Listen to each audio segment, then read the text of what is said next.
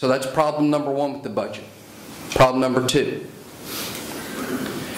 There has been a dramatic growth in the number of people who rely on the government for a paycheck. Now this is a very important distinction. Back in the mid-1990s, we had a debate, and a very successful debate, about welfare reform. It took about 30 years for that to happen. The welfare reform debate was about what? We were concerned about the number of people who were choosing a lifestyle, living off the government dole, getting something for nothing. And that was a problem, and it remains a problem. But in my opinion, the more important problem that we're now confronted with is the number of people who rely on the government for a paycheck. Why is this important to you? Because as you all express your concerns about the growth of government, the growth of taxation, the loss of liberty, every person who is on the government payroll has the opposite incentive. So you have to bear that in mind. Now let me make a big caveat here. I am not suggesting, hinting at, that everybody who works for the government is somehow a lazy bureaucrat. That is not my point. Representative Phil King used to be a police officer, as an example. Of course we need the police. Of course we need fire. Of course we need EMS. This is not the point. I am not making the point that all of these folks are living off the government, living off you, and not doing anything. But there is a simple reality. The growth of the public sector has grown unchecked, and as a consequence, these 1.2 million people who work for local government and so forth and so on stand in the way of reform. You want lower taxes? They want higher taxes because that's the source of their income. So when we think about the budget and the debate ahead, we have to think very seriously about this issue. Third problem. The growth of government without regard to the growth of population plus inflation. Representative Ken Paxton is here today.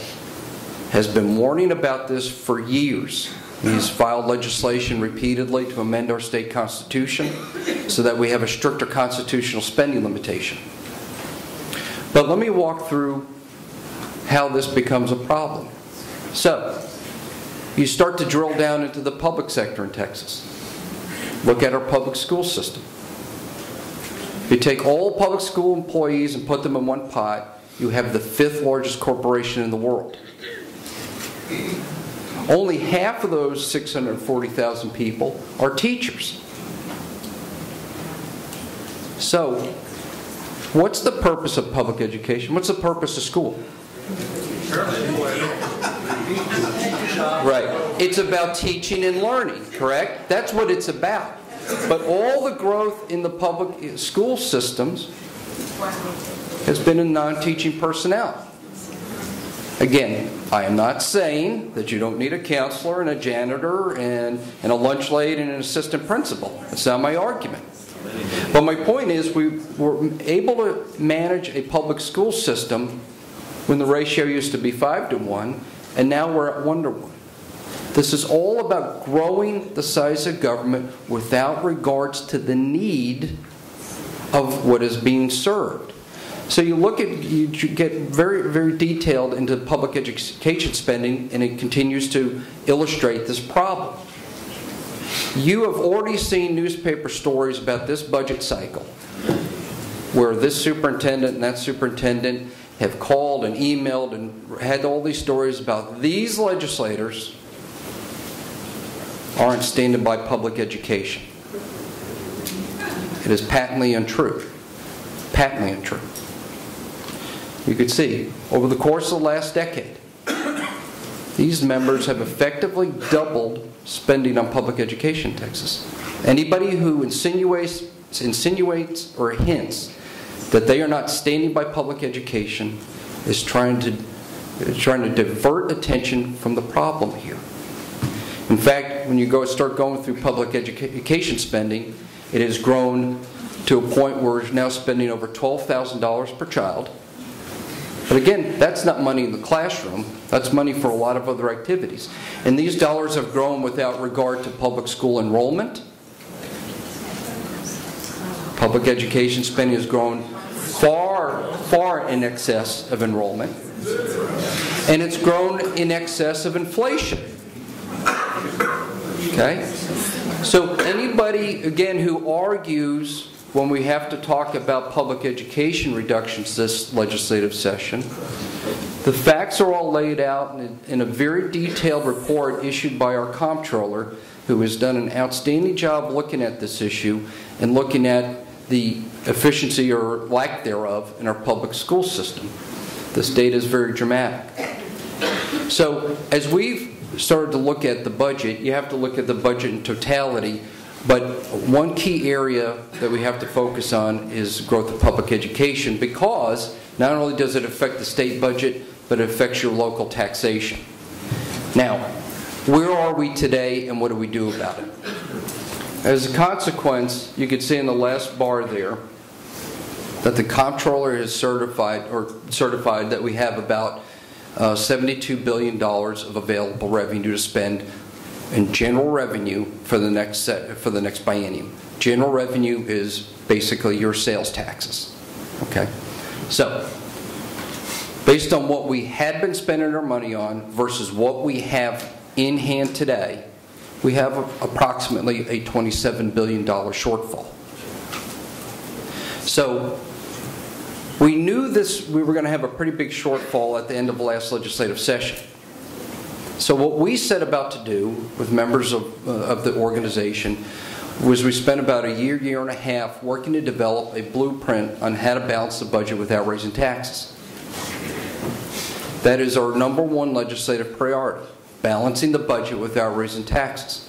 Now, already you've heard people say it can't be done, that we have to raise taxes, that we can't possibly make this happen. It's just too big. The job is too daunting. The point of this exercise wasn't simply about saying, here are budget recommendations, but it was about disproving the critics ahead of the game. So we developed this blueprint for balancing the budget without raising taxes. So I'd like to go through this little bit of detail, give you some ideas of give you some sense of what we're working on. But here's the very broad parameters when we put together our blueprint.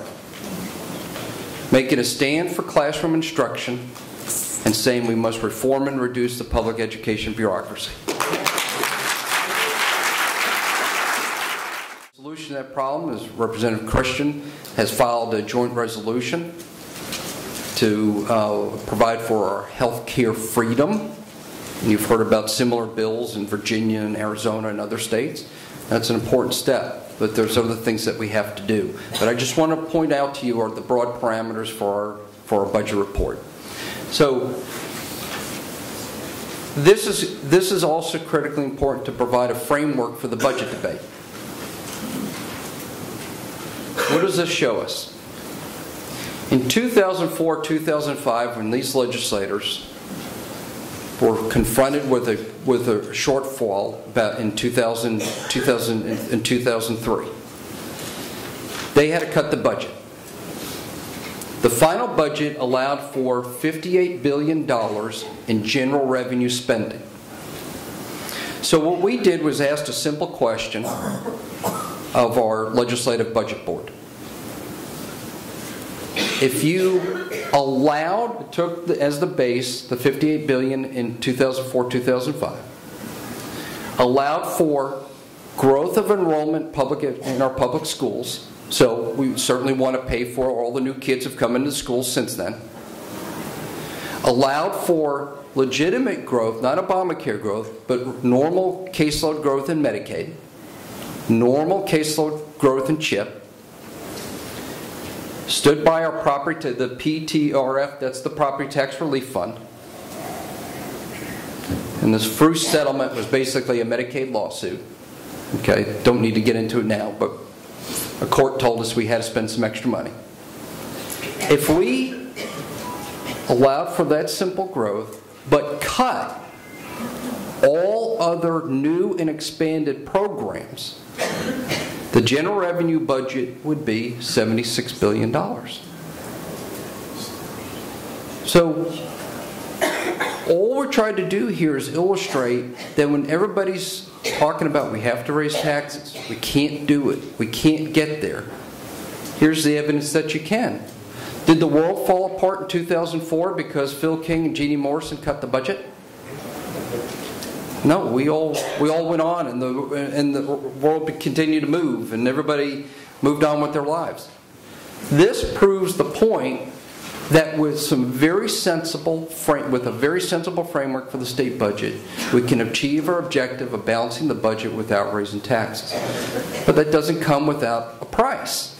Now, to achieve this thing, you're going to have to cut some programs. And what we worked through is every article of the budget to come up with recommendations on how to get there.